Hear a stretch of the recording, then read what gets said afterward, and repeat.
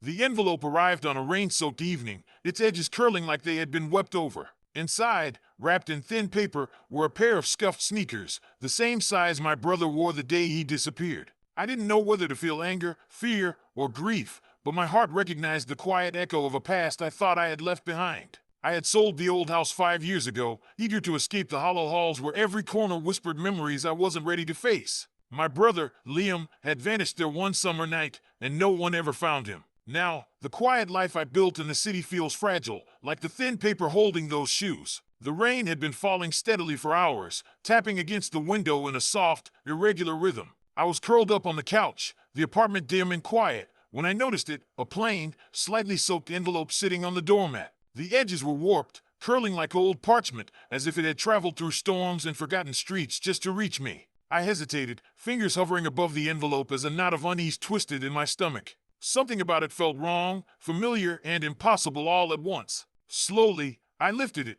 the paper trembling under my touch. Inside, wrapped in thin, fragile tissue, were a pair of scuffed sneakers. My breath caught immediately.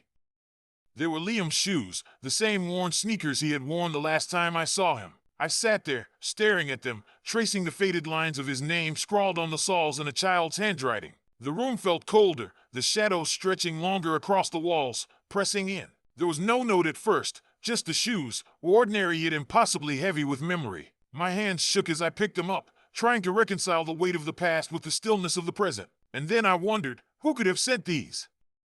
And why now, after all these years of silence? Even as I set the shoes on the table, a shiver crawled down my spine. The rain outside intensified, drumming against the glass like impatient fingers. Something had returned from my past, and I knew, with an unease that settled deep in my bones, that nothing would ever feel safe again. The shoes sat on the kitchen table like a relic, dust motes dancing in the thin stream of late afternoon sunlight. I ran my fingers over the worn fabric, and memories stirred, small, vivid fragments I had long tried to forget. I could almost hear Liam's laughter echoing down the hallway, smell the faint tang of rain on the wooden floors. I walked slowly through my apartment, touching objects that seemed to pulse with echoes of him. Each touch was a whisper, a question. Why had I left these memories behind? The room felt smaller somehow, as if the past was pressing in from all sides. I realized that no matter how far I had moved, the weight of memory had followed, silent but relentless. The shoes seemed heavier now, as though they carried more than leather and cloth. They held absence, longing, and the faint, impossible hope of a clue. The train rattled beneath me, its steady rhythm echoing the anxious pulse in my chest. Outside the window, the city lights blurred into streaks of gold and gray, then faded entirely as the countryside stretched into shadow. Each mile brought me closer to a town I had once called home, yet feared, the one I had left behind to escape its memories. I clutched the shoes in my bag, their weight now almost unbearable, pressing reminders of a life frozen in absence. My mind wandered through fragments of summers long past, Liam running through sunlit fields, the scent of rain on the roof. Every recollection felt sharper, more real, as though leaving the city had pulled the past to the surface. The streets of the town were familiar, yet oddly alien, as if time had softened their edges. Houses stood silent, empty yards filled with overgrown grass and the faint smell of decay. And there, at the end of the street, was the old house, the one I had sold, the one that held both my childhood and the last traces of Liam. The air was thick with memory, damp from recent rain, carrying a quiet tension that pressed in from all sides. I felt a knot of unease twist in my stomach. What awaited me behind that front door? Closure, truth, or something far darker than I could imagine? The front door creaked open, its familiar sound hollow and strange in the quiet house. Dust hung in the air, catching the pale afternoon light that filtered through the grimy windows. Every room felt like a stage frozen in time, wallpaper peeling at the corners, faded photographs still taped crookedly to the walls. I moved slowly, almost reverently, from room to room. Liam's old bedroom was untouched, yet empty, the bed neatly made though no one had slept there in years. His books, his posters, even a forgotten toy on the floor, all traces of him remained, like ghosts whispering from the shadows. Each object pulled me deeper into the ache of what was lost. The silence was heavy, broken only by the soft groan of the floorboards under my feet. I lingered in corners, running my hand along the wall where Liam's tiny handprints once pressed, wondering if the house itself remembered him. Something about the emptiness felt alive, as if it were holding back a secret, waiting for me to uncover it. A chill brushed my neck, making me pause.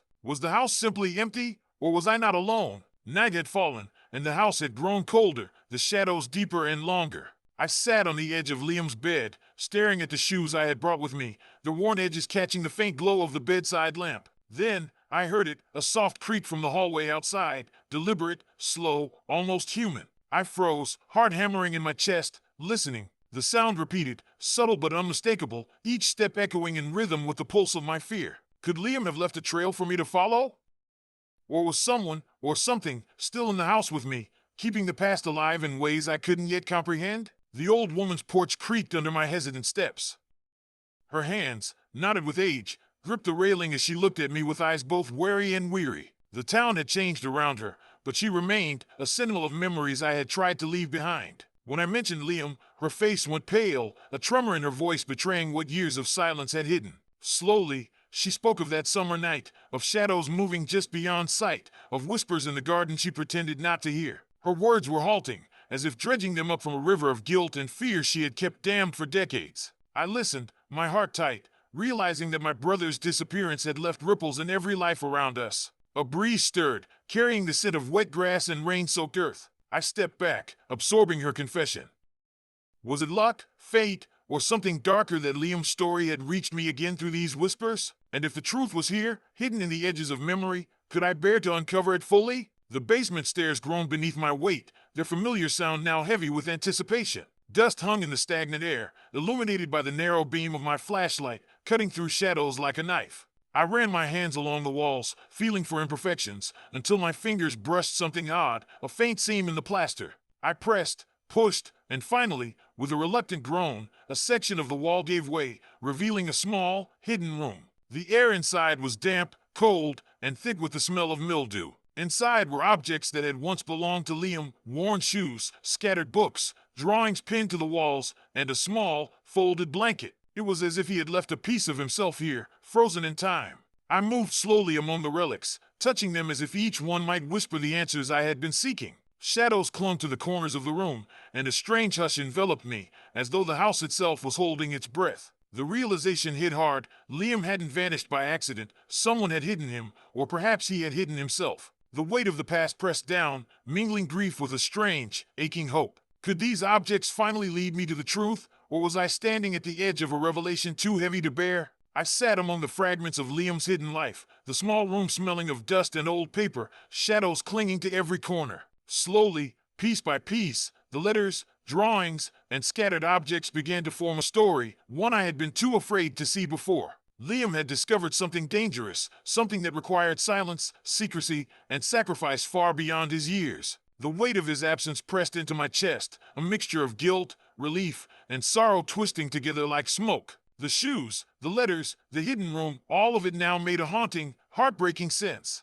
I ran my hands over his old drawings, lingering on sketches of shadows that seemed impossibly alive, almost aware. The truth was bitter, but it brought clarity.